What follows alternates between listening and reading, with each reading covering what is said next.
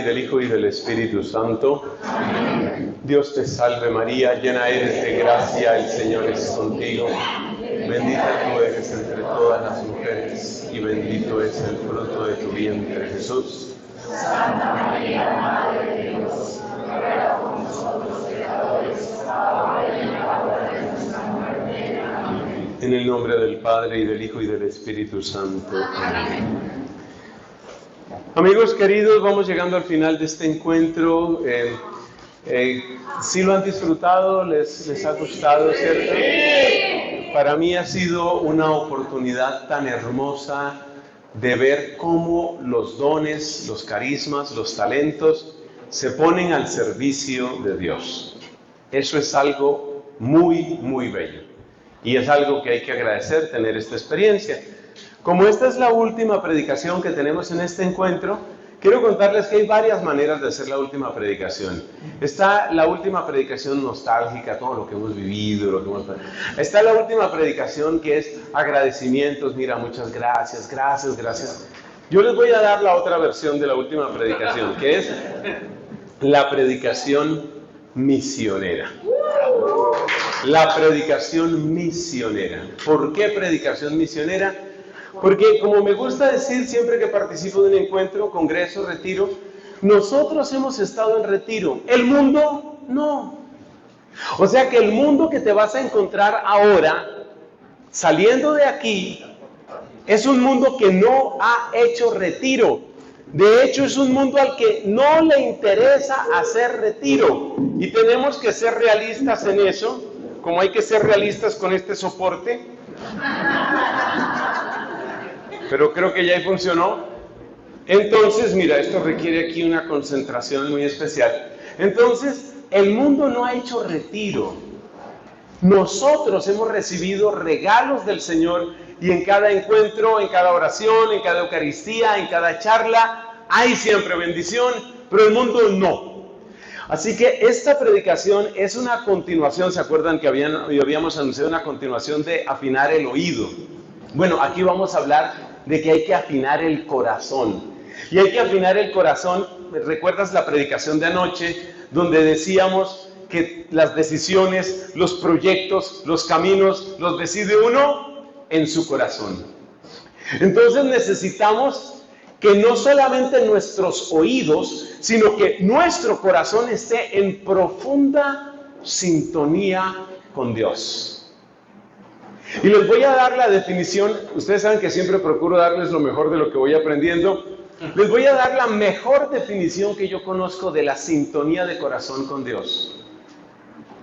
¿Cuál es la mejor definición que por lo menos yo conozco? Estar en sintonía con Dios significa que sus batallas son mis batallas. Eso. Es decir, que los intereses de Cristo Jesús son mis intereses.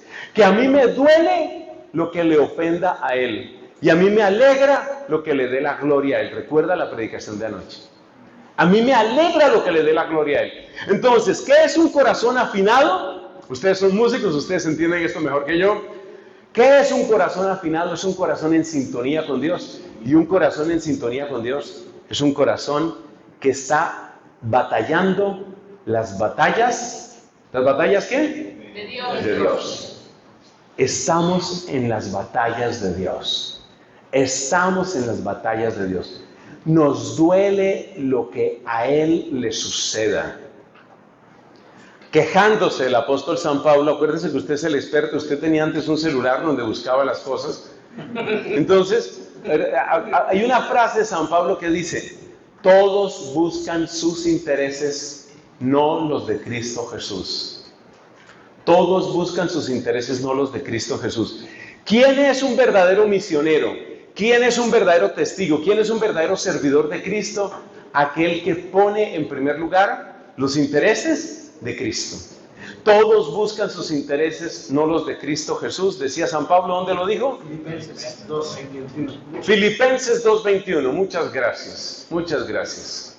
Entonces, mis hermanos, es muy importante que nosotros entendamos lo que es la sintonía de corazón. La sintonía de corazón es que las batallas de Cristo son mis batallas. Entonces, ¿de qué vamos a hablar en esta última predicación, que es la predicación misionera? Pues vamos a hablar de las batallas. De eso es de lo que vamos a hablar. Y quiero contarles que es un tema duro porque nos vamos a dar cuenta que hay muchos frentes de batalla. Y aquí me vuelvo a acordar de ese personaje que ya mencionábamos en nuestra charla por allá primera, donde hablábamos de Nehemías. Nehemías, que fue el gobernador puesto por el imperio persa para que cuidara esa región. Nehemías no fue rey, era como un administrador. Y ese Nehemías fue el reconstructor de la muralla de Jerusalén, por lo menos él empezó la obra. No, de hecho entiendo yo que alcanzó a terminarla. Y en lo que le asombraba a Nehemías era cómo había ataques de todas partes. Estaban ataques de violencia, estaban ataques de desmoralización de la gente, estaban ataques de burlas de los de fuera. O sea, Nehemías tuvo que batallar por lo menos tres batallas simultáneas tuvo Nehemías. La gente que se le desmoralizaba, llamemos la guerra interior, los que se desmoralizan adentro. Luego están los que se burlan afuera.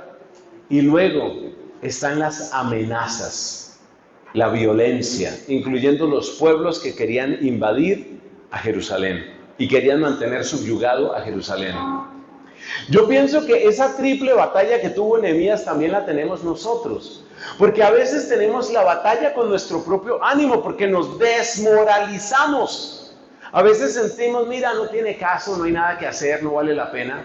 Y algunos ya se sienten así. ¿Y sabes qué es lo peor de la gente que se desmoraliza? Que empieza a entregarle las armas al enemigo. Entonces, en este momento en la Iglesia Católica tenemos obispos desmoralizados y tenemos sacerdotes desmoralizados. Y un sacerdote desmoralizado, ¿cómo se caracteriza? Es el sacerdote que ya no predica las aristas del Evangelio, la sal del Evangelio.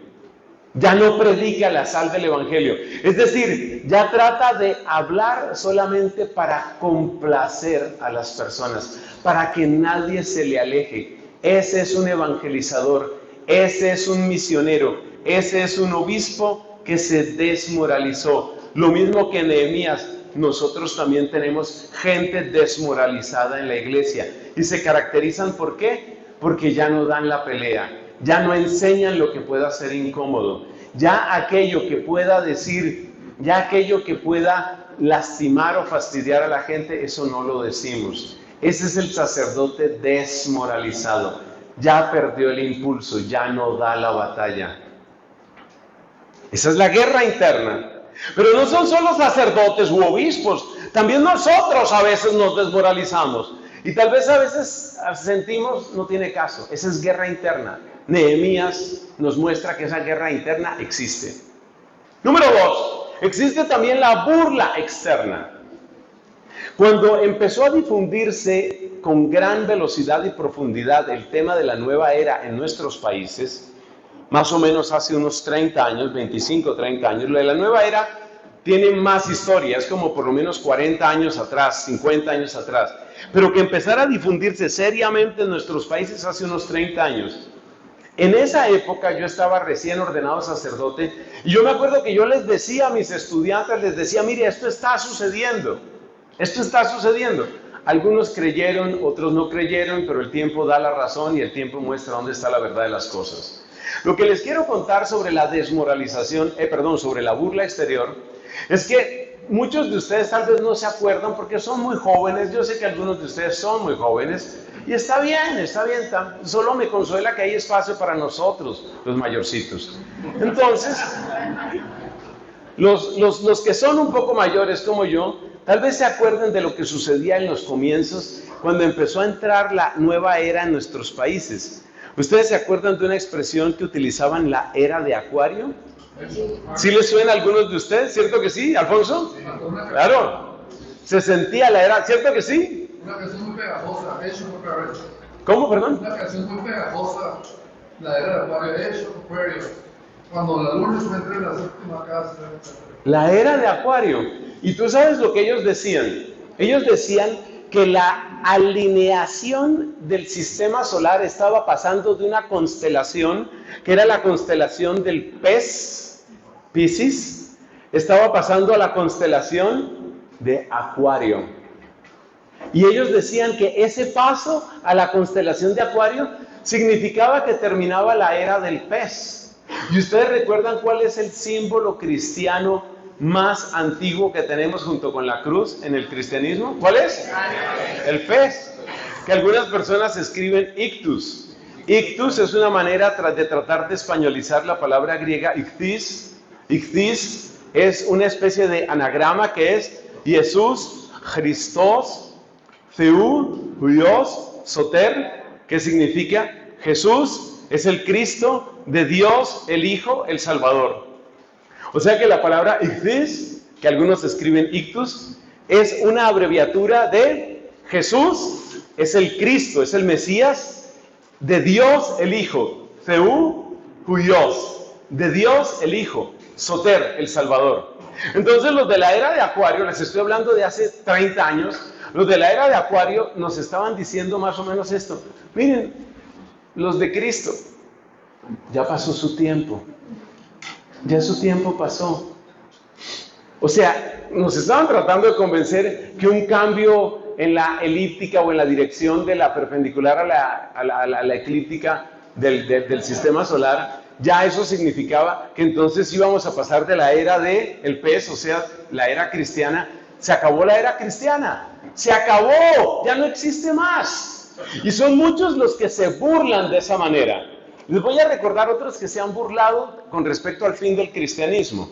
El filósofo francés Auguste Comte, C-O-M-T-E, Augusto Comte, decía en la segunda mitad del siglo XIX: en tantos años voy a estar predicando el positivismo en Notre Dame de París.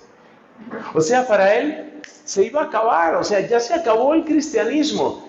Ya, o sea, no hay iglesia que sea más emblemática en toda Francia que Notre Dame, por supuesto.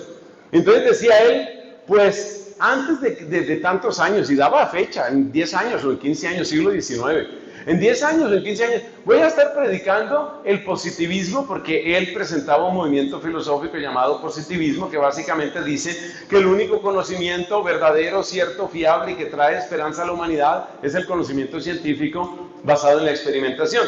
Entonces, decía Augusto Comte, en tantos años voy a estar predicando Notre Dame de París. Bueno, ya ustedes saben que Notre Dame se quemó. Sí. Pero ya la están reconstruyendo, ya están terminando la reconstrucción.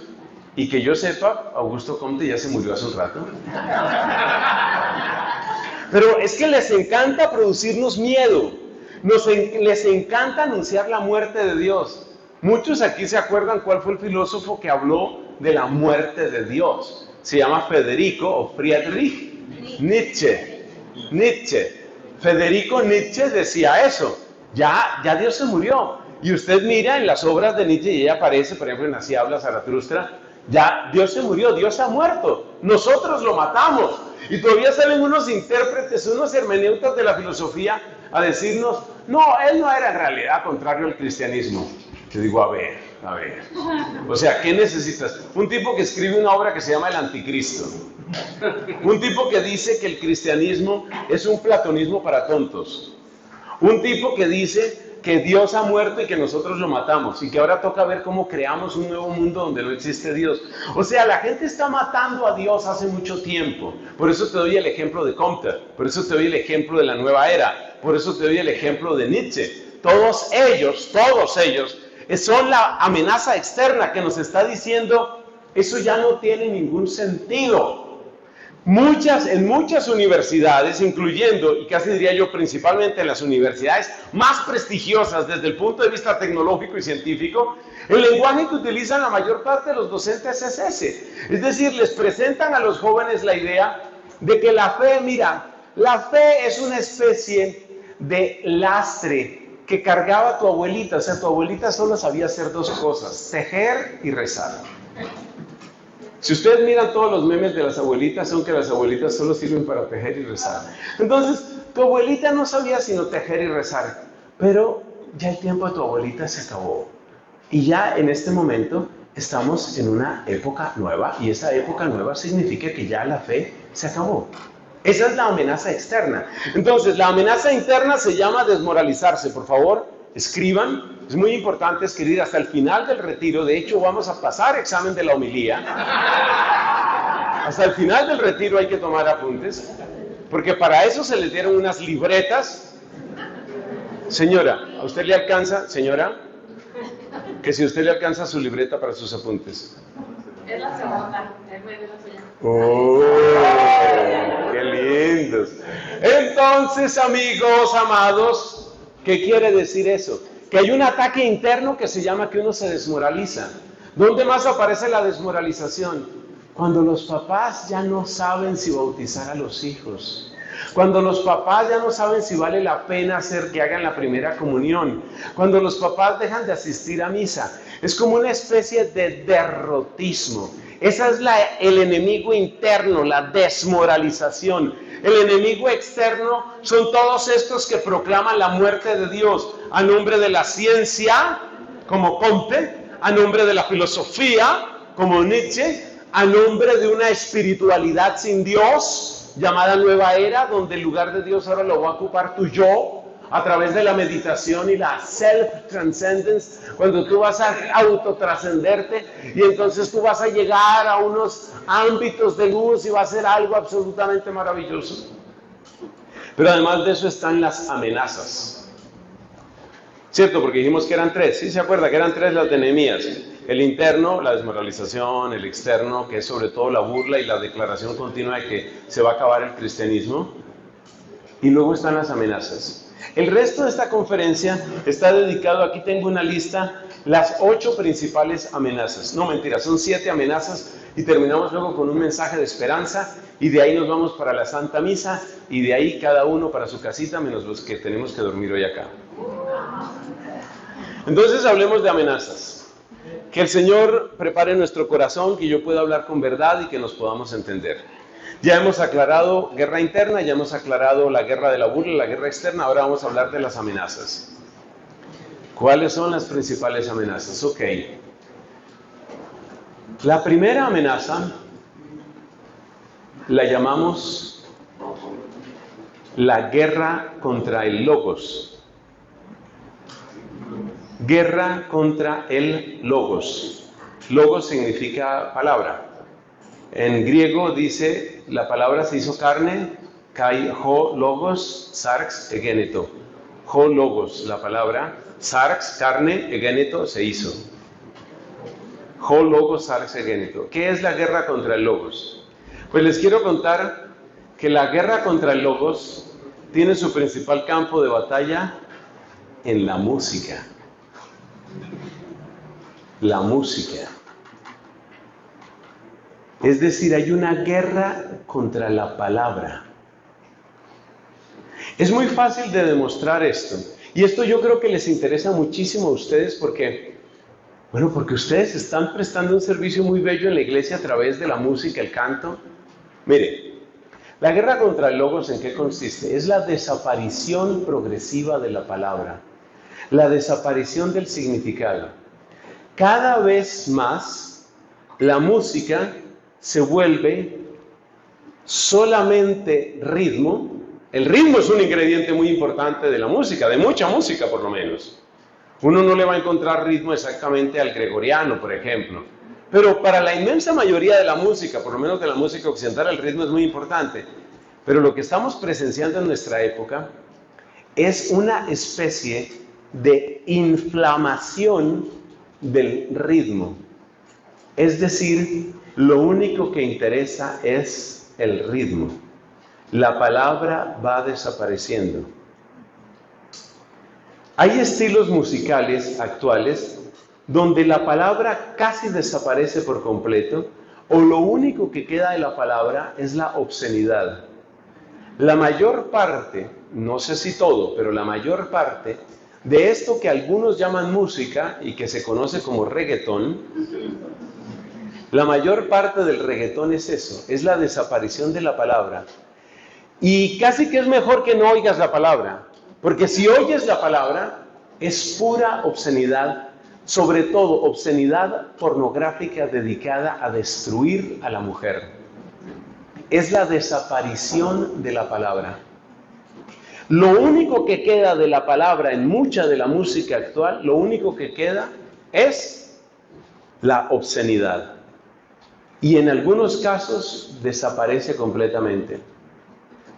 La desaparición de la palabra significa que la música se convierte ya no en un instrumento de comunicación, sino en un instrumento de aislamiento.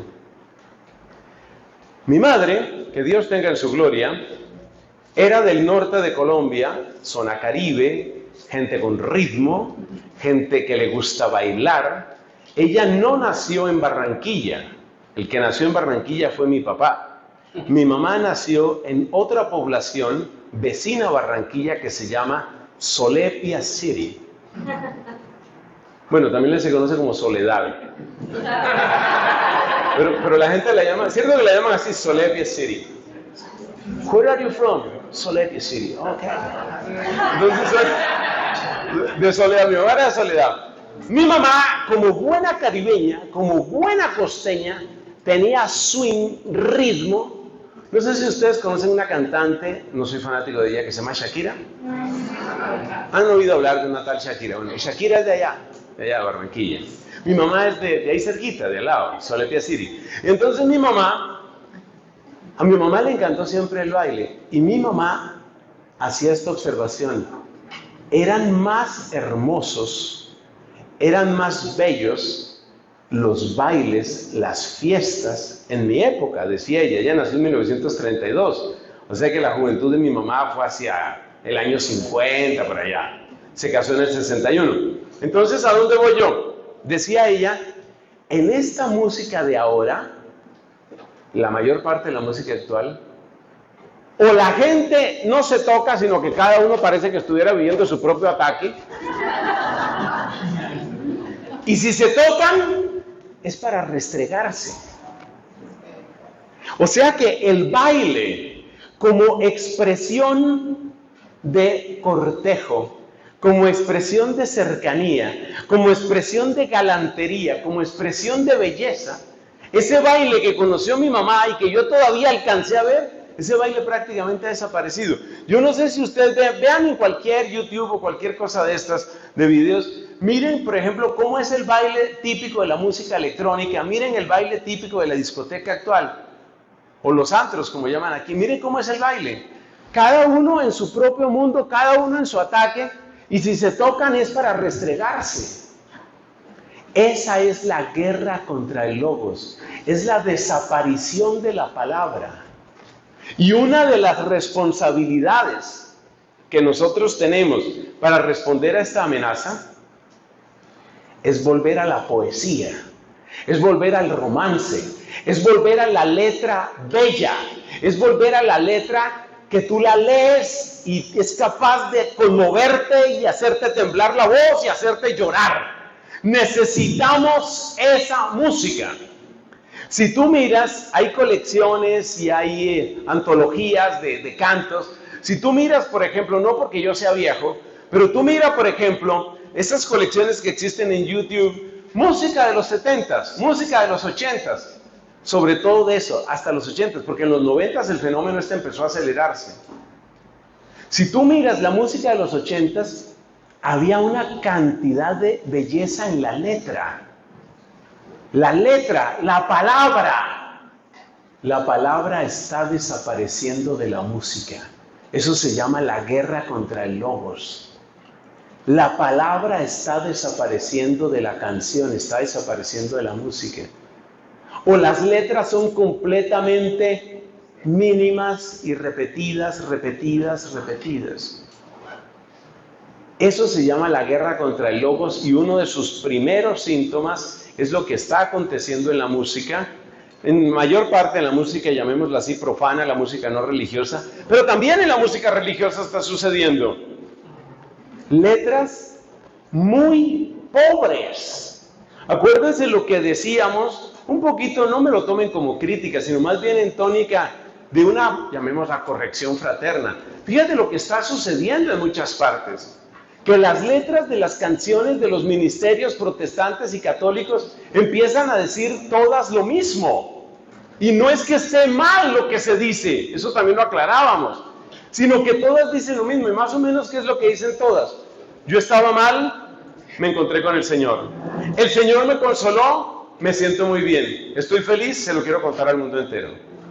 Y esa es toda la letra. Y tú empiezas a oír, yo no oigo realmente música protestante, de vez en cuando alguna cosa. Y tú miras lo que aparece ahí, y es eso. Y empiezas a mirar la música católica, y la música católica, la típica música católica, se está empobreciendo en ese sentido. O sea que sí está sucediendo también dentro de la iglesia. Y eso se llama empobrecimiento de la letra. Y lo que hay detrás de eso es una especie de tremenda amenaza que se llama la guerra contra el logos. Además de este síntoma, que es la corrupción de la letra en la música, hay otros síntomas de la guerra contra el logos. ¿Quiénes de ustedes tienen en este momento hijos adolescentes? Levanten la mano, por favor. Con un buen número. O nietos, me sirven nietos también. Por favor, los que tengan bisnietos adolescentes.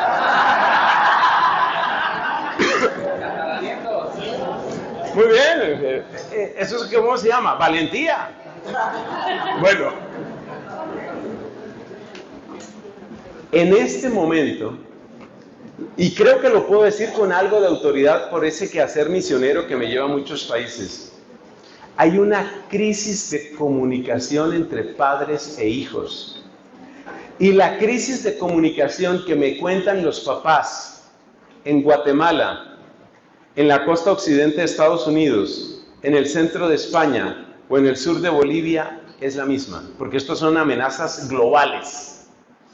Usted que está tomando sus apuntes, por favor, señora, que está en su segundo cuaderno, por favor escriba amenazas globales, porque la palabra global es importante. ¿Sabe cuál es el problema que están experimentando los papás un poco en todas partes? Que mire el diálogo típico con un adolescente. Hijo, ¿cómo te fue? ¿Cómo te fue en el colegio? Bien. Bien. ¿Y cómo estás? Pero todo, o sea, ¿qué tal todo? No, normal. Mire, en este momento yo estoy experimentando una enfermedad psiquiátrica que se llama normalofobia. La normalofobia es que cuando una persona me dice que todo está normal, no sé, se me cierran las manos, se me empiezan a mover los brazos.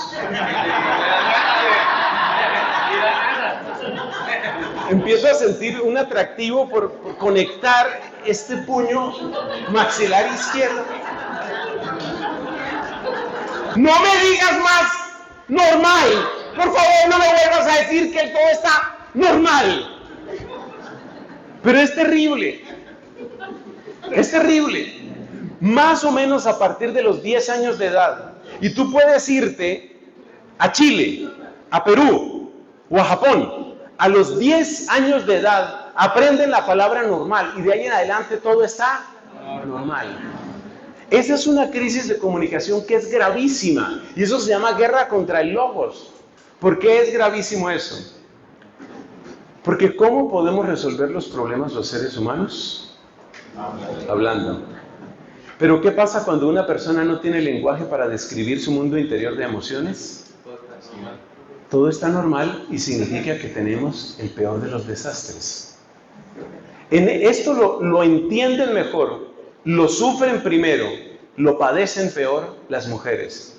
Porque las mujeres, por su misma constitución biológica y neurológica, de eso hemos hablado en otras predicaciones, es decir, el cerebro hiperconectado que tiene la mujer tiene una capacidad comunicativa admirable. De hecho, la mayor parte de las mujeres aprenden a hablar a los 2 años de edad. Después no hay quien las capte. Bueno, entonces, se me chispoteó. En las mujeres la cosa está menos grave, pero ya hay esta enfermedad del normal, ya están las mujeres. En muchas adolescentes ya está eso. No son capaces de comunicarse. ¿Y sabes qué es lo terrible de esto? Que la manera civilizada, humana y mejor que conocemos para solucionar los problemas es la siguiente. que tú puedas leer tu mundo interior, que tú puedas ponerlo en palabras de manera asertiva, que la otra persona empiece a entender lo que está sucediendo dentro de ti, que esa otra persona, que puede ser tu esposa, que puede ser tu esposo, haga el mismo ejercicio de leerse, expresarse asertivamente. Ese es el camino para resolver las dificultades. Este es el camino que tenemos los seres humanos para resolver las dificultades. Los leones solucionan todo de otra manera. Rugido, zarpazo, muerte. El león es muy sencillo, el león no se pone con problemas. Gran rugido, no hiciste caso, zarpazo brutal, no hiciste caso, te mato. Así se está volviendo la humanidad, así. Entonces, para gritar, ahí estamos. Para gritar, ahí estamos. Para rugir, estamos descendiendo al nivel de los leones salvajes. Y eso está pasando en los hogares, y eso se llama guerra contra el logos. Todavía, esto es algo tan reciente, por eso yo les traigo siempre noticias de última hora. Esto es algo tan reciente que todavía no tenemos claridad de cómo se puede superar esto. Pero está pasando en muchos sitios. Y no solo con la ira, con la tristeza. Yo conozco papás que ven a sus hijas hundirse en una especie de tristeza, de depresión. ¿Qué te pasa, hija? ¿Qué te pasa, hija? No sé, realmente no quiero. Yo ya conozco personas que llevan 3, 4 años en depresión profunda, con medicación, luchando todos los meses por no suicidarse, pero no logran poner en palabras exactamente qué les sucede. Esa es la guerra contra el logos. Esa es la guerra contra el logos. Hermanos, tenemos que orar mucho por esto y necesitamos trabajar mucho en esto. Esta es una guerra reciente, o mejor dicho, por lo menos yo recientemente he tomado conciencia de esto, pero esto es gravísimo, porque esto está rompiendo la comunicación en las parejas, esto está rompiendo la comunicación entre padres e hijos. Reconozcamos que siempre ha sido difícil la comunicación entre adolescentes y adultos, siempre ha sido difícil. Cuando yo era adolescente tampoco era la cosa más fácil del mundo, pero es que lo que está sucediendo ahora es terrible. Es terrible. Y los papás y las mamás ya no saben qué hacer. No saben qué hacer porque muy pronto los hijos, las hijas van tomando una actitud completamente de casa a hotel. Yo únicamente llego a dormir y me encierro en mi mundo y vivo con un audífono metido aquí. Y yo no hablo con nadie. Y si hablo con alguien es con otros que tienen mi mismo problema. Por supuesto, se hunden todos. Hay una frase del Evangelio que este hombre, que es nuestro secretario oficial, la va a encontrar. ¿Y qué se llama? ¿Cómo se llama mi secretario? Paco. Entonces Paco nos va a ayudar a encontrar. Acuérdate donde Jesús dijo, ¿puede un ciego guiar a otro ciego? Miren, hace años yo estuve acompañando una convivencia en un colegio de niñas. Y bueno, había unas situaciones emocionales muy complicadas ahí. Y me comentaban las personas encargadas de este colegio, las psicólogas que estaban acompañando esa convivencia. Lucas 6, ¿qué? 39. Lucas 6:39, ¿puede un ciego guiar a otro ciego? Esas citas es bueno tenerlas a mano. Entonces, me comentaban ellas, me decía una de las psicólogas, me decía, padre, ¿sabe usted qué es lo más grave que estamos viendo en este colegio de niñas? Eran chicas adolescentes, 14, 15, 16 años. Me decía, ¿sabe qué es lo más grave? Que muchas de ellas, la única persona a la que le tienen confianza, la única persona a la que de verdad le hablan, o sea, la única persona a la que no le dejan en el nivel normal. Gracias, muchas gracias, Karina. Acertó. Si ella no hubiera acertado, no sé qué hubiera pasado con ella. Entonces, los jóvenes te clasifican así, a ti. Entonces te ven a ti, por ejemplo, dicen, a Lalo, ¿cómo le hablo? Lalo, te llamas tú, ¿no? A Lalo, ¿cómo le hablo? Normal. Es decir, a nosotros nos clasifican así. Entonces, ¿cómo se le habla a Fray Nelson? Nivel normal. Pero todo adolescente tiene alguien que no eres tú, que no es el papá, que no es la mamá, que no es el sacerdote muchas veces, alguien a quien sí le hablan. ¿Y cuál es el problema de las niñas hoy? De todas esas niñas, ¿sabes cuál es el problema? Que la persona a la que sí le hablan, usualmente es otra persona de la misma edad y con problemas iguales. Que puede ser una compañerita o puede ser un novio. Entonces, el novio está tratando de aclararse porque el novio tampoco tiene clara su sexualidad. O sea, el novio es novio de ella, pero realmente no sabe si le gustan los chicos. Y ese es el consejero mayor para esa muchacha. Entonces, ¿sabes lo que está pasando? Me decía la psicóloga esta. ¿Sabe lo que está pasando con estas niñas? Que como ellas no confían en el papá, porque para al papá lo que le dicen es que todo está normal. No le hablan a la mamá, porque a la mamá lo único que le dicen es que todo estuvo normal. Entonces no hablan con el papá, no hablan con la mamá, no hablan con la religiosa, no hablan con la psicóloga, no hablan con el sacerdote, solo hablan toda su confianza para otra chica de la misma edad.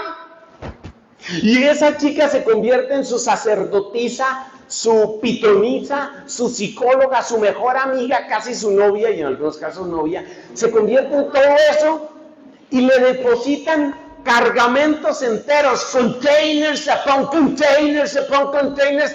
Le echan encima todos la carga de la confianza de la vida. Pero eso es demasiado para un adolescente. Entonces la chica que recibe toda esta tremenda carga de confianza no tiene los hombros para aguantar eso ni para aconsejar eso. Un día esa mejor amiga se cansa o la traiciona. ¿Y sabes qué piensa la que puso la confianza? Yo me mato. La vida no tiene sentido. Tiene un papá que la ama, tiene una mamá que la ama. Tienen cerca consejeros, psicólogos, sacerdotes, pero para todos ellos el único lenguaje es que todo está normal. Eso se llama la guerra contra el logos. Y la verdad no tenemos muchas respuestas para la guerra contra el logos, pero yo les cuento la mejor teoría que conozco para tratar la guerra contra el logos. La mejor respuesta que conozco se llama Biblia desde que son niños. Yo les invito, espero que no llegue demasiado tarde este consejo, pero para quienes tienen niños pequeños o para quienes piensan tenerlos pronto, yo realmente les invito de todo corazón, textos bíblicos. Los textos bíblicos comentados, por ejemplo, en familia, van soltando la lengua. Van soltando la lengua. Te van dando vocabulario. Otra cosa que está demostrada que sirve es buena literatura. No pantallas, no celular, no tableta, no televisión. Libros, buenos libros. Y si esos buenos libros se pueden comentar, mucho mejor. La Biblia es clave. La Biblia es clave, la Biblia da vocabulario, la Biblia ayuda a ver las cosas de otro modo. Todavía quedan algunas familias y en otros lugares están surgiendo familias que son capaces de hablar, de comentar un texto bíblico. Por favor, sean ustedes, como manda la misma Sagrada Escritura, sean ustedes los primeros catequistas de sus hijos, los primeros catequistas. Y en esta labor especialísimamente el papá tiene un lugar único que Dios le dio. Si no hay papá, pues miremos con la ayuda de Dios cómo se puede, alguna figura paterna o algún grupo parroquial, pero aunque no haya papá hay que hacer este ejercicio de la palabra. Cuando ustedes empiecen a ver que sus hijos se encierran en su mundo y a todo responden normal, yo les digo una cosa, no quiero ser apocalíptico, no quiero ser escandaloso, pero quiero decirles esto. Cuando eso empiece a suceder, teman. Nada bueno va a salir de una chica que solo te dice que todo está bien y normal y que tú ves que se la pasa chateando todo el día, que se la pasa conversando todo el día. Nada bueno está sucediendo en ese corazón. Cuidado con eso. Yo les dije que esta era una predicación dura. Es una predicación dura y misionera. Segunda guerra. Segunda amenaza. Esta es más fácil de entender. Es que esta primera he tenido que extenderme un poco porque es una cosa muy nueva. La guerra contra el logos no se está predicando casi en ninguna parte. La otra guerra que les voy a mencionar ahora sí se está hablando más. Personas como el muy querido obispo Munilla, han oído hablar del obispo Munilla, ¿cierto? Que evangeliza en redes sociales. Ese es un hombre súper interesante. Y él es de los que ha hablado de esta otra guerra que voy a mencionar aquí y que es una amenaza que nos interesa mucho y se llama la guerra semántica. La guerra semántica, ¿cuál es? Es la manipulación del significado de las palabras para distintos fines, todos tienen que ver con el nuevo orden mundial. ¿En qué consiste la guerra semántica? La guerra semántica tiene muchas expresiones, una de ellas es uso eufemístico de las palabras. ¿Qué es un eufemismo? Es utilizar una locución, un giro de palabras que disimula otra palabra porque se considera inapropiada, vergonzosa, etc. Entonces, por ejemplo, muchas de las funciones corporales nosotros las describimos de una manera eufemística. Entonces está un grupo de amigas, por ejemplo, en un restaurante y alguna dice, chicas, tengo que levantarme porque creo que tengo que retocarme el maquillaje. Y entonces todas entienden, bueno, ya sabemos qué es lo que va a hacer. Y entonces esta se va al baño y ella no dice expresamente qué es lo que va a hacer. Eso es lo que se llama un eufemismo. Esos eufemismos, como el que acabo de mencionar, son relativamente neutros desde el punto de vista moral. Pero hay otros eufemismos que son sumamente peligrosos. Y casi todos tienen que ver con la nueva moral que quieren tratar de imponernos. Como por ejemplo, aborto. Entonces el aborto no se le llama aborto, salvo cuando ya se descaran. Porque en esto de los eufemismos es muy interesante. Primero está la palabra aborto, después viene la fase eufemística. La fase eufemística es cuando le cambian el nombre y eso se llama... Es igual en todos los países, es igual. Es que ahí es donde yo veo que esto se llama nuevo orden mundial. Es que es igual, es idéntico. Igual en Argentina, igual en Perú, igual en Panamá, igual en Costa Rica, igual en Colombia, es igual. Eso es un eufemismo. Entonces la guerra semántica tiene una estrategia eufemística. Entonces la eutanasia se llama derecho a morir con dignidad y así sucesivamente. Le van cambiando el nombre a todo. Matrimonio entre personas del mismo sexo se llama matrimonio igualitario. Es igual, ¿no? En todos los países es la misma cosa, impresionante. Entonces la guerra semántica consiste en primer lugar en los eufemismos, pero la guerra semántica también trae otro tema que con todo cariño, porque ustedes saben la limitación de tiempo que tenemos, les invito a que lo vean en mi canal. Para quienes no lo conozcan, mi canal se llama Fray Nelson, así en una sola palabra. Aquí lo anuncio, esta es propaganda no pagada, Fray Nelson. Busquen en mi canal o pongan en el buscador de YouTube Fray Nelson, Guerra Semántica. Tengo toda una serie sobre este tema. Y ahí aparece otra cosa que es bueno que ustedes busquen. Las palabras bandera y las palabras dragón. Ese tema es muy importante. Las palabras dragón son una manera de manipular una conversación para anular al interlocutor. Por ejemplo, resulta que tú eres defensora del matrimonio natural y tú crees que el matrimonio debe ser un hombre, una mujer, matrimonio fecundo y para toda la vida. Eso es lo que tú piensas. Entonces ahora mira, como yo te digo, pensé que tenías una mentalidad más avanzada, pero veo que eres intolerante. La palabra intolerante es una palabra dragón. O sea, son palabras para asustarte, son palabras para anularte. O sea que tú eres transfóbico, pero ¿a dónde va a ir la iglesia así? Por eso se les está acabando la iglesia, porque ustedes son todos transfóbicos, porque ustedes todos son anticuados, inquisidores. Y si además de eso uno carga este hábito, que es el hábito de la Inquisición, entonces la gente dice, no, yo hasta le puedo creer a las clarisas, pero usted...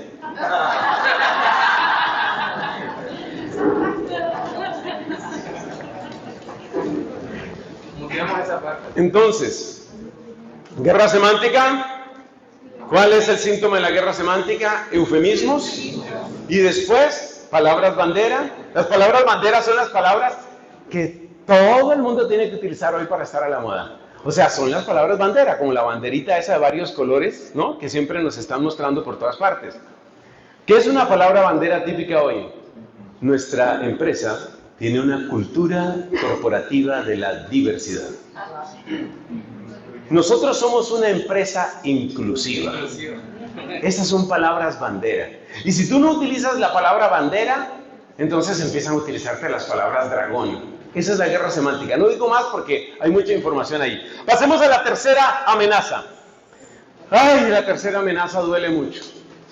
O sea, la idea es que ustedes se vayan de aquí doloridos, así como con conciencia de que, verdad, estamos en batalla. Es que estamos en batalla. Acuérdese que luchar por la gloria de Dios, ¿qué es? Luchar por la gloria de Dios es que me duele lo que le hagan a Él. Eso es luchar por la gloria de Dios. Y para eso estamos aquí, para ser luchadores. Por la gloria de Dios, para eso estamos aquí. Tercera, una palabra que puso de moda el filósofo francés Jacques Derrida. Jacques Derrida. Yo sé que muchos de ustedes no tienen mayor interés en la filosofía, pero escriban esa palabra. ¿Por qué les digo que escriban? Derrida se escribe así como se oye. Y Jacques se escribe así como se pronuncia, o sea que es fácil. El Jacques francés lo escriben con CQ, ¿no? J-A-C-Q-U-E-S. Jacques Derrida. Jacques Derrida. ¿Por qué te pido que la escribas? Porque un día tu mejor amiga te va a decir, mira, nos dieron un seminario sobre Derrida, yo creo que es interesante ese hombre. Cuando tú oigas la palabra Derrida, detrás de la palabra Derrida viene otra palabra que es muy importante para esta conversación, y es la palabra deconstrucción. Jacques Derrida es conocido fundamentalmente por el deconstruccionismo.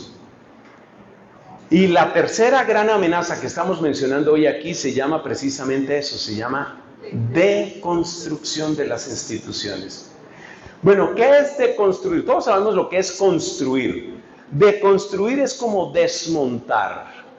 Desmontar las instituciones. ¿Cuáles son las tres instituciones amenazadas hoy?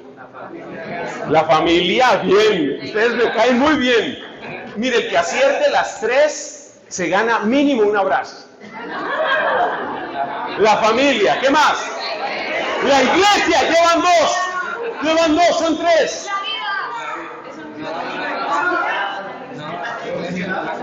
Creo que alguien la dijo. No, matrimonio es parte de la familia. Sociedad no. ¿Cuál será? Libertad no. La tercera deconstrucción, la tercera gran deconstrucción es la patria. La patria. Que tú no ames tu país. Que tú sientas que da lo mismo México que cualquier lugar. Que tú sientas que da lo mismo tu casa que cualquier casa. Que tú sientas que da lo mismo tu esposa que cualquier esposa. En el fondo, esa es la deconstrucción. Entonces, la deconstrucción es el desmontar las instituciones a base de ¿qué? Sobre esta sola palabra se podría hacer toda una charla, y yo prometo que si Dios me da vida un día tengo que hacer toda una charla sobre el tema de Derrida y la deconstrucción, porque eso ya está en las universidades, eso ya está en la mente de tus hijos, eso ya está en la mente de tus amigos. Claro que algunos de ustedes son tan jóvenes que tengo que decir, ya está en la mente de tu papá. Bueno, la deconstrucción. ¿En qué consiste la deconstrucción? La deconstrucción es, dijimos en lenguaje popular, en español es desmontar. ¿Y cómo se desmonta? Se desmonta básicamente produciendo inseguridad y mostrando alternativas. Entonces, sigo aquí con mi amiga.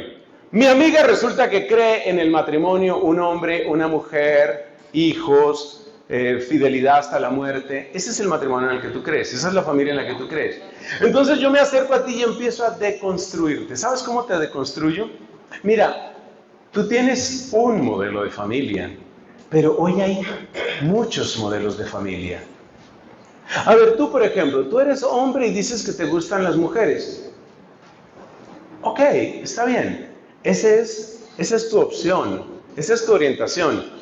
Pero también tenemos hombres a los que les gustan hombres, y tenemos hombres a los que les gustan mujeres y hombres, y también tenemos hombres a los que no les gusta nada, y tenemos hombres a los que les gustan animales. Tenemos sectores en Bogotá donde hay epidemias de zoofilia en este momento. ¿Tenemos animales que parecen? Sí, o sea, tenemos eso. Entonces, ¿qué está pasando? Esa es la deconstrucción. La deconstrucción es mostrar lo que tú consideras estable solamente como una opción. Escribe eso, que eso no lo vas a encontrar fácilmente en otra parte. Pues perdón que me haga propaganda así, pero la deconstrucción de Derrida consiste en eso. Convertir tus certezas en opciones. Es la definición más cortica que conozco de la deconstrucción de Derrida. Construir, ¿cómo es? Es convertir tus certezas en opciones. Entonces tú dices, a mí me parece que dentro del cuerpo mismo de la mujer hay una vocación a la maternidad. Que unas mujeres viven la maternidad de una manera y otras de otra manera, Por ejemplo, es evidente que una religiosa pues se entrega a Dios de un modo distinto y sirve a la sociedad de un modo distinto. Pero eso quiere decir que también en ella hay un interés de donación y de dar vida. ¿Sabes qué te dicen? Mira, eso es lo que tú piensas de algunas mujeres. Algunas mujeres. Hay una frase que volvió famosa el ateo que es un predicador del ateísmo, un apóstol del ateísmo, el señor Richard Dawkins. Él repite en varias de sus debates, él repite esta frase. Speak for yourself. Habla contigo mismo. No, habla por ti mismo. O sea que si tú dices, la mujer está llamada a la maternidad. Wait a minute, hold your horses. Speak for yourself. ¿Eso qué significa? Habla únicamente por ti. O sea, tu verdad es únicamente la tuya. La deconstrucción consiste en eso. Convertir las certezas en opciones. Pero agréguenle por favor este adjetivo. Opciones reemplazables. Y eso significa que si mi esposo no me sirve, pues hay tanto hombre todavía por ahí. Si mi país no me sirve, chao, me voy a otro lugar. Claro, yo sé que algunas veces puede haber un mejor futuro en otro sitio, pero lo que me parece muy triste es la actitud del corazón de la persona que abandona su patria. Eso me parece muy triste. ¿Sabes por qué? Porque el mexicano, lo digo porque estamos aquí claramente, el mexicano que abandona México sin una lágrima y sin un dolor, también se va sin una herencia. Y cada país tiene su herencia, y cada país tiene sus tesoros. Y eso no es solo del sur para el norte. En mi país también hay gente que llega a migrar. Tenemos el caso de alemanes y el caso de ingleses que van a vivirse a Colombia. A uno en parte le asombra eso, pero eso existe. Entonces, si tú eres inglés y vas a vivir a Colombia, bienvenido. Pero ¿sabes qué quisiera yo? Que la riqueza de tu país no la pierdas. Entonces, ¿qué es lo que ellos quieren? Que nosotros nos olvidemos de las riquezas culturales de nuestro país, de nuestros países, que no valoremos. Y yo les digo esto en un momento en el que yo siento gran cariño por esta nación mexicana, que gana la competencia en todo el mundo por el amor a sus símbolos patrios. Resulta que no hay país en el mundo que ame tanto su bandera como México, lindo y querido, y hay que darle un aplauso a México. México hay que darle un aplauso. Pero están luchando contra eso. Hay gente que está luchando contra eso. Yo viví como migrante temporal por razón de estudios, yo viví, ya les conté, 6 años en Irlanda, y la mayor parte de los hispanos en Irlanda son hispanos que vienen de este país. ¿Y saben qué me daba tristeza? Como yo ya conocía mucho de la riqueza de México, ellos tratan de olvidarse de su país, la mayor parte de ellos tratan de olvidarse de su país. No te olvides de tu país, no te olvides de los tesoros que tienes ahí. Esa es la deconstrucción. Y la deconstrucción es una tragedia, porque la deconstrucción te hace vulnerable. ¿Qué es la deconstrucción? La deconstrucción es como quitarle las raíces. Todos sabemos que en ocasiones hay que trasplantar, ¿no? Hay plantas a las que hay que trasplantar. ¿Y cuál es la regla número 1 cuando tú tienes que trasplantar? Esto lo saben todas las señoras. ¿Cuál es la regla número 1 cuando tú tienes que trasplantar? Tienes que dejarle un poco de tierra y sobre todo proteger las raíces. Entonces ellos nos quieren deconstruir, que nos dé lo mismo ser católicos o cualquier cosa. Cualquier cosa. Y por eso el lenguaje popular es, mira, si a ti te funciona eso está bien, pero yo estoy en el budismo, tú me respetas lo mío, yo te respeto lo tuyo, no te metas con lo mío, yo no me meto con lo tuyo. Eso es puro efecto de la deconstrucción. Es decir, que todo dé lo mismo. Que da lo mismo casarse con hombre, mujer, animal o cosa. Da lo mismo casarse con lo que sea. Que da lo mismo estar en cualquier país. No es lo mismo. Yo puedo amar todo lo que amo a México o a Perú o al país que sea. Yo puedo amar mucho de estos países. Pero yo tengo plena conciencia de que yo le debo pues casi todo lo que soy a mi país. Yo amo Colombia. No digo que sea perfecta, ustedes ven cómo yo hablo de los defectos de Colombia, pero cuidado con la deconstrucción. Cuarta amenaza. Tenemos un problema muy grave, muy grave de inseguridad y de división interna en la Iglesia Católica. Algunos hablan de cisma, en realidad, más que un cisma, que es una cosa oficial, externa, pública, Lo que se está dando hoy es una especie de multiplicación de cismas, que se podría describir con la palabra agrietamiento de la Iglesia Católica. La Iglesia se está agrietando y esto produce una gran inseguridad. Mire, prácticamente todos los lugares donde voy a predicar me dicen: padre, pero es que usted dice esto y después viene otro sacerdote y dice otra cosa. Y resulta que me voy a confesar con un padre y me dice: no se preocupe, el tema de la masturbación es normal. Y luego me voy a confesar con otro sacerdote viejito cascarrabias y me dice: pecado mortal, se va a ir para el infierno. Entonces, ¿qué hago? Al fin, ¿qué hago? Yo mejor no me confieso. Tenemos un problema serio de división en la Iglesia Católica. Pero no es la división simple, que toda división es dolorosa. Es agrietamiento. Es una especie de multiplicación de divisiones en la Iglesia Católica.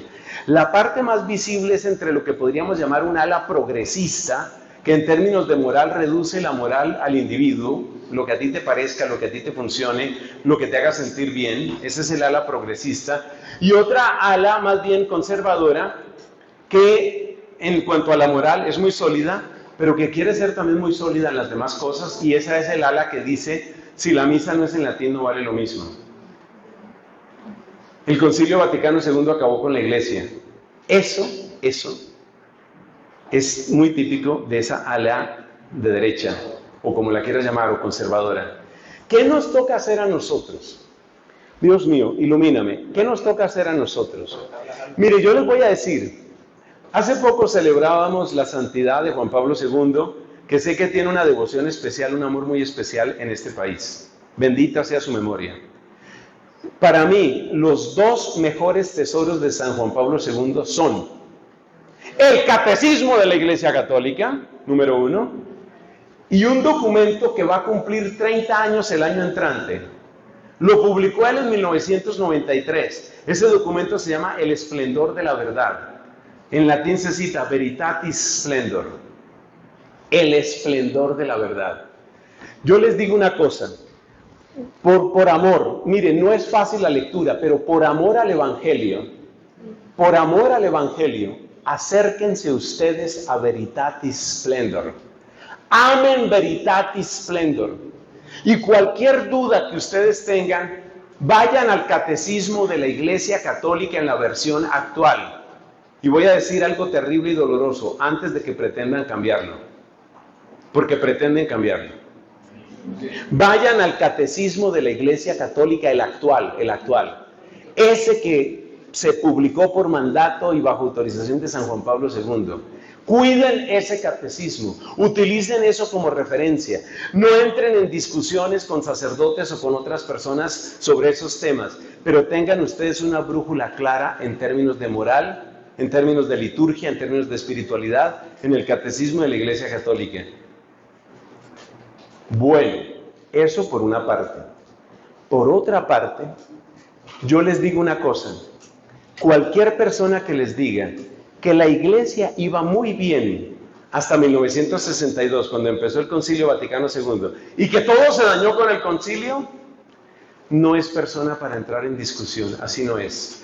Cualquier persona que les diga que lo que había antes del concilio era oscurantista, represivo, rigorista, oh, qué terrible era Trento. Cualquier persona que les diga que descalifica lo de antes del concilio, o que únicamente descalifica lo de después del concilio, esa persona no es. Solo si tienes mucho estudio y mucha formación, podrás entrar en un diálogo fecundo con una persona así. Pero aquí estamos hablando para el promedio de los católicos. Hermanos queridos, no entren en discusiones con alguien que dice que la Iglesia iba bien hasta el concilio y el concilio lo dañó todo. Tampoco entren en discusión con una persona que dice: la Iglesia estaba convertida en una cueva oscura llena de telarañas con máquinas de tortura, pero gracias a Dios llegó el concilio y nos rescató de todo. No le crean a esas personas. Son las dos advertencias que les doy. Manténganse fieles a Veritatis Splendor y al Catecismo de la Iglesia Católica y no entren en esa clase de discusiones. Eso significa que nosotros no vamos a calificar jamás vamos a calificar una misa mejor que otra. Jamás vamos a calificarla así. Yo mismo amo el latín. La primera docencia que yo tuve fue como latín. Todos los días publico el Evangelio en latín. Todos los días yo publico el Evangelio en latín. Me parece fantástico que la gente aprenda el latín. El latín ocupa 1500 años de la Iglesia Católica. Amemos el latín. Pero por favor, empezar a decir que una misa vale más que otra, no. Decir mucho peor que una misa sí vale y la otra no, peor. Decir que este papa no es el papa o cualquier tontería de esas, no. Oraremos por este papa. Hay cosas que nos gustan, cosas que no entendemos, lo que sea. Eso ha pasado con muchos papas. Vamos a orar por el Papa Francisco. Vamos a amarlo, aunque a veces sé que a algunos les puede costar trabajo. Vamos a amarlo y vamos a orar con amor por él, por el Papa Francisco y por el Papa que el Espíritu Santo nos dé. Vamos a orar, pero no vamos a caer en estas divisiones. Entonces queda claro, catecismo, Veritatis Splendor, respetamos el Concilio Vaticano II, no entramos en discusiones estériles y cuidado con el tema de la misa. Nos vamos para la siguiente batalla. La siguiente batalla se llama despojo de las redes de apoyo. Despojo de las redes de apoyo. Ya me están haciendo señas que parece que no hay redes de apoyo. Bueno, voy a seguir entonces. ¿En qué consiste? Si a mí me hicieron esperar todo el día hasta hoy, yo que estaba que me hablaba desde las 7 de la mañana, entonces... Despojo de las redes de apoyo. ¿En qué consiste el despojo de las redes de apoyo? Básicamente el despojo de las redes de apoyo consiste en producirte una sensación continua de soledad. Una sensación continua de soledad. Hermanos míos, la soledad es la raíz de las dos enfermedades mentales mayores que padece la humanidad. Las 12, esto no lo digo yo, esto lo dicen muchísimos psicólogos, psiquiatras.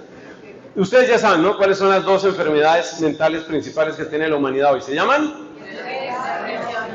Depresión es una y la otra se llama ansiedad.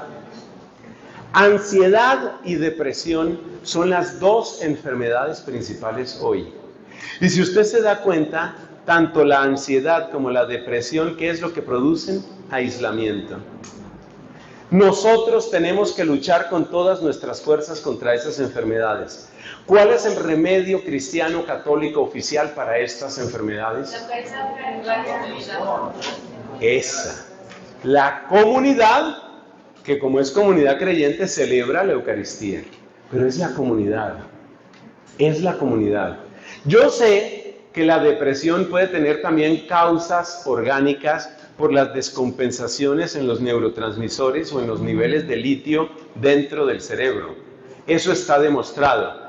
Tengo gente muy cercana que está en esa situación. Jamás estigmatizo a nadie que esté tomando algún medicamento psiquiátrico, porque yo tengo cerca amigos muy queridos, parientes muy queridos, que sé que son plenamente honestos y que necesitan medicación.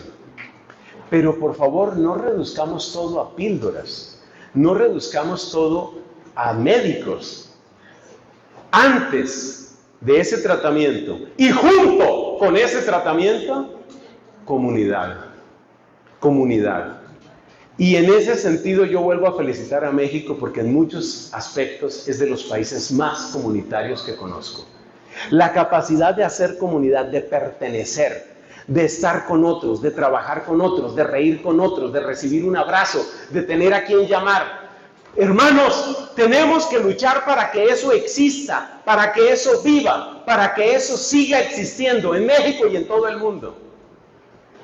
No estoy reduciendo el problema de la ansiedad a que es culpa de la persona porque no tiene comunidad, ni el problema de la depresión a que es culpa de la persona. No estoy culpabilizando a nadie. Simplemente estoy diciendo, si nosotros podemos ayudar a construir comunidad, háganlo. Y les voy a decir algo que es muy delicado. Nosotros no nos estamos dando cuenta de cuáles son las personas que estamos dejando por fuera. ¿Y sabes cuáles son las personas que estamos dejando por fuera? El Papa Francisco ha hecho una buena lista de esto y voy a recordárselo. Solemos dejar por fuera a las siguientes personas. Los discapacitados. ¿Dónde están los discapacitados en nuestros grupos de oración, en nuestras comunidades de fe? ¿Discapacitados físicos o discapacitados mentales? Los discapacitados, sin dolor, casi sin darnos cuenta, quedan afuera. Cuidado con eso. Los ancianos. El viejito que habla largo, que siempre repite lo mismo, que no aporta nada nuevo.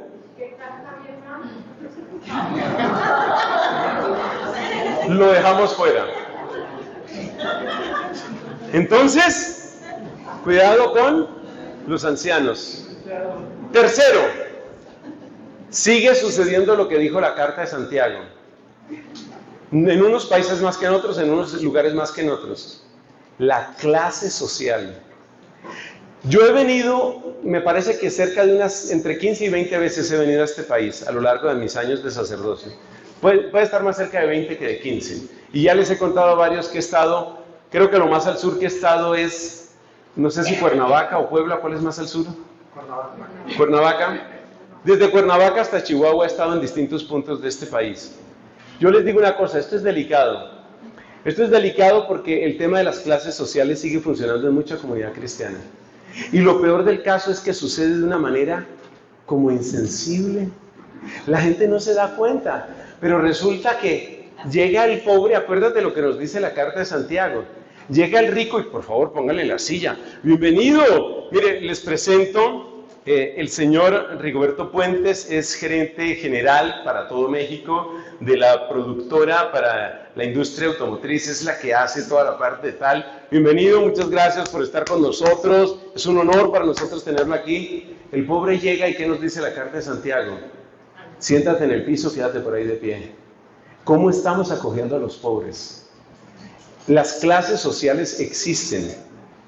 Algunos mexicanos, no en este encuentro, pero en otras oportunidades hay mexicanos que me han dicho, mira, especialmente en tales y tales estados, la discriminación social es bárbara. Obviamente yo no voy a decir eso porque a mí no me consta, pero me están diciendo eso. En tales estados la discriminación económica es bárbara, bárbara.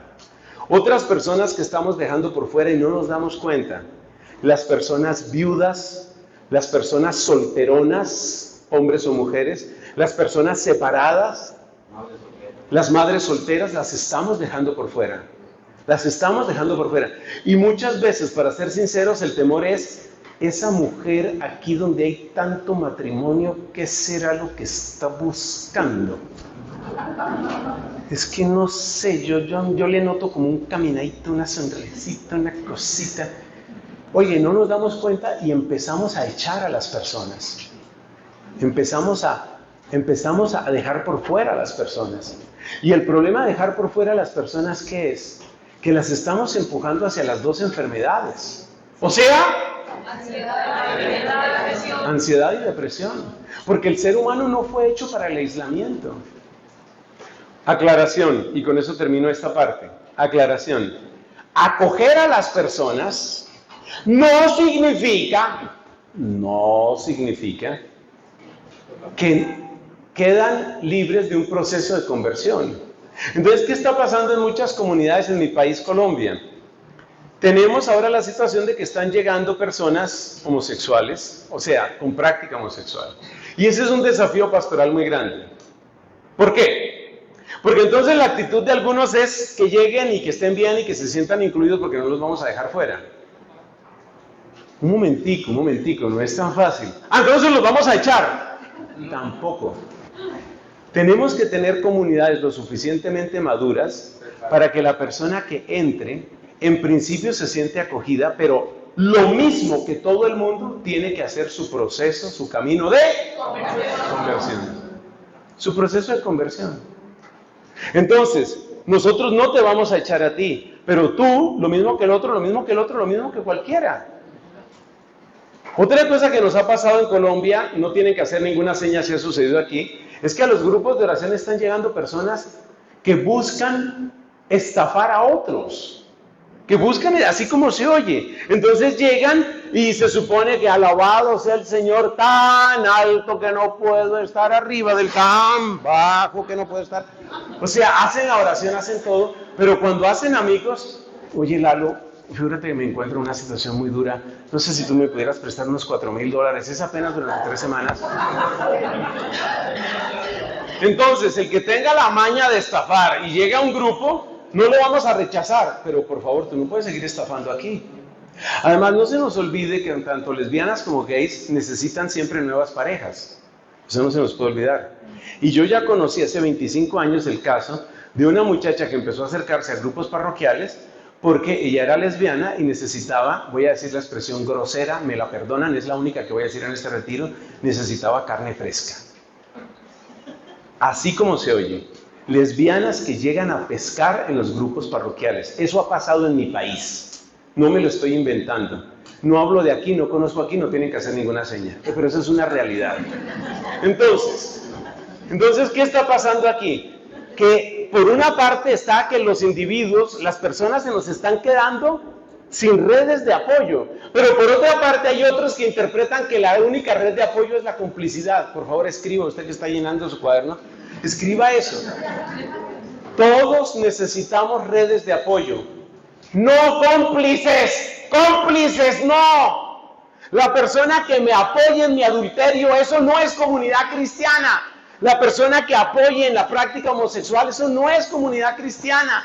La persona que me apoya porque yo tengo una costumbre de marihuanarme y entonces, gracias a Dios, llegué a una comunidad donde me entienden y ahí está mi provisión de marihuana fiel, ahí está. No, eso no es.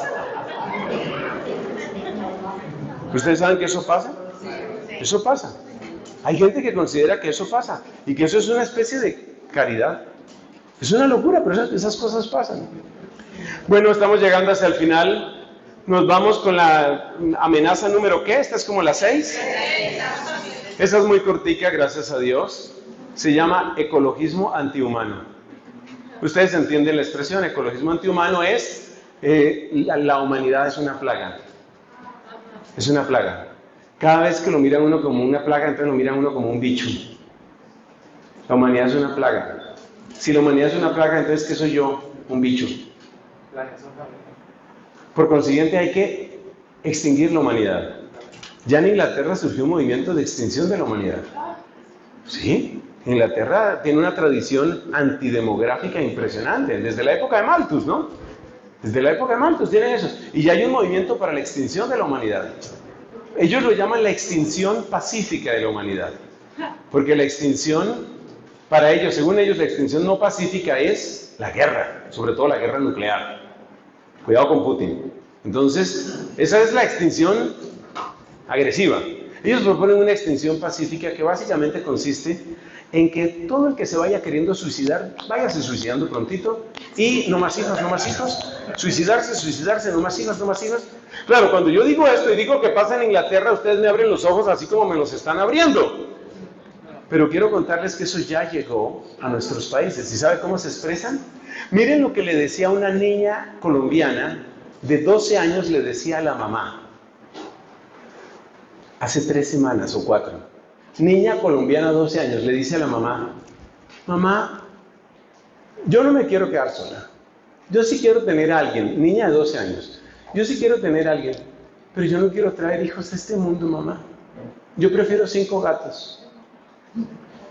Eso es ecologismo antihumano, versión niña de 12 años. Yo no quiero hijos, quiero 5 gatos. Entonces, cuando yo te digo que existe la Sociedad para la Extinción de la Humanidad en Inglaterra, tú me abres los ojos, como yo los abrí cuando me enteré de eso. Y es que es así, ellos quieren que se extinga la humanidad. ¿Para qué? Para que nuestras mascotas puedan heredar un planeta verde.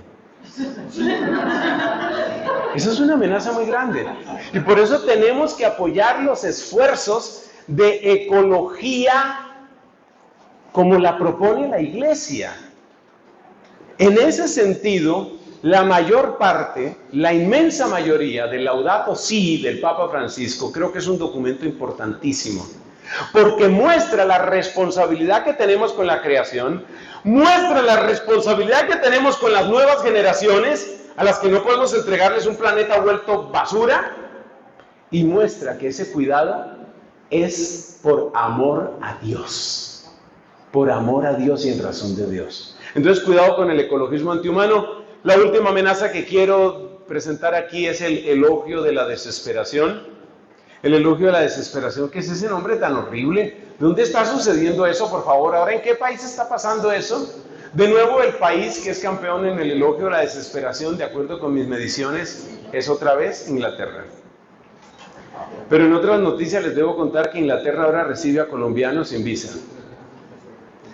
Bueno, Inglaterra es el país que hace el elogio de la desesperación. ¿El elogio de la desesperación qué es? Ustedes creen que eso no está sucediendo, porque cuando uno oye estas cosas, las oye tan absurdas, que uno dice, pero ¿quién puede hacer eso? ¿Sabes dónde está sucediendo? El primer país es Inglaterra, el segundo país en términos de densidad de población es Estados Unidos, el tercer país es Canadá, el cuarto país es Australia. No sé si el idioma tiene algo que ver, pero todos esos hablan inglés. ¿En qué consiste el elogio de la desesperación? En la montaña de términos elogiosos para la persona que se suicida. No me estoy inventando nada. Busquen ustedes qué dice la gente cuando alguien se suicida y ustedes encontrarán solamente elogios. Qué valiente, tomó su decisión. Sí, es decir, la persona que realmente es el elogio de la desesperación. El elogio. Claro, nos vamos como de un extremo al otro, porque hay que reconocer que en la antigüedad se miraba al suicida automáticamente como un condenado al infierno, lo cual tampoco está bien. Pero lo que se está haciendo ahora es el elogio del suicidio, es lo que está sucediendo ahora. Entonces, un inglés, precisamente, ustedes dirán que yo no quiero nada a Inglaterra. No es cierto, la quiero poquito. Un inglés se inventó una máquina que es una máquina para suicidarse. No es un lazo y una argolla, no. La máquina para suicidarse consiste en una cómoda butaca donde usted se sienta, la cierra herméticamente y la máquina empieza a cambiar el oxígeno por el nitrógeno. Resulta que el ser humano tiene un reflejo, esto lo aprendí yo precisamente investigando sobre este tema. El ser humano tiene un reflejo cuando se empieza a asfixiar, que es una cosa angustiosa. Pero lo que se ha descubierto es que el reflejo de asfixia no sucede por falta de oxígeno, sino sucede por sobrecarga de dióxido de carbono en tus pulmones. Es decir, nuestra biología está adaptada para sentir el exceso de dióxido de carbono. Entonces, si a ti te meten en una máquina que te extrae el dióxido de carbono, pero no te da oxígeno, tú no sientes angustia, tú sientes sueño. Entonces, la máquina del suicidio es una máquina que tú la puedes poner cómodamente en tu sala para el día en que decidas que hay que acabar con todo. Y entonces, tienes ahí tu máquina, tú te metes en tu máquina, la cierras herméticamente y eso tiene su carga de nitrógeno. Tú conectas eso y ¿qué empiezas a sentir? Empiezas a sentir como una placidez, empiezas a sentir como un sueño. Obviamente, tu cuerpo se está quedando sin oxígeno, pero como le están quitando el dióxido de carbono, tu cuerpo no siente el reflejo de la angustia. Simplemente siente sueño. Es exactamente lo mismo que mata a los alpinistas en el Everest, en el K2 y en otros montañas de altísima altura, donde hay muy bajo nivel de oxígeno. Las personas no sienten desesperación. Las personas lo que sienten es una especie de placidez y una especie de sueño. Y dicen cosas absurdas. Es escalofriante leer los relatos de los alpinistas que han visto morir a sus compañeros. Lo último que dice la persona es, mira, déjame, yo voy a descansar un momento. Jamás se levantan de ese descanso. Ese es el elogio de la desesperación. Es la proclamación de que la muerte y el ser dueño de tu muerte es lo más grande que tú puedes hacer. Y eso se engrandece con otra ley que ya existe en el estado de Oregon, en los Estados Unidos. ¿Qué existe en el estado de Oregon? Que después de que tú te mates, tú puedes donar tu cuerpo para que tu cuerpo se vuelva compost, o composta, se dice en español. Es decir, abono. Entonces, tú sientes que te mueres. Y yo no lo podía creer. O sea, ustedes dirán que a mí nada me escandaliza, pero yo todavía abro los ojos a veces y frunzo el ceño o ceño el frunzo, según el caso. Oiga, una doctora española, con cara de ser persona muy ilustrada, dice la doctora española, a mí por lo menos me parece maravilloso poder devolverle algo a la tierra de todo lo que me ha dado.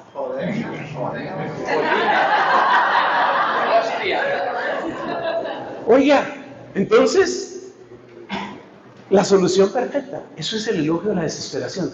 O sea, la vida no vale nada. Estos ateos, como Christopher Hitchens, como Daniel Dennett, como Sam Harris, como Richard Dawkins, todos esos los conozco yo. Todos estos ateos, cuando les preguntan, oye, pero ¿cuál es el sentido de la vida entonces si todo se acaba? Ellos dicen, disfruta la fiesta mientras dura. Don't worry, happy. Sí, disfruta este momento, no es más. Y luego, cuando llegue el momento, acaba con tu vida. Y fue maravilloso disfrutar. Y si durante ese tiempo lograste demostrar la conjetura de Riemann, maravilloso. Pero de resto, disfruta. Enjoy yourself, ya está, disfruta. Ese es el elogio de la desesperación. Ustedes pueden creer que esto solamente sucede en los bordes de quién sabe qué países. No, señor. En este momento, Colombia y otros países, averigüen su propio país, Colombia está registrando una epidemia de suicidios juveniles. Epidemia de suicidios juveniles. O sea que esto del elogio de la desesperación, ese canto de honor a la muerte, está sucediendo en muchos países. No tengo datos de México, yo nunca hablo cuando no tengo datos. Pero en mi país hay una epidemia de suicidios juveniles. Ahora sí terminamos contándoles que en medio de todo esto,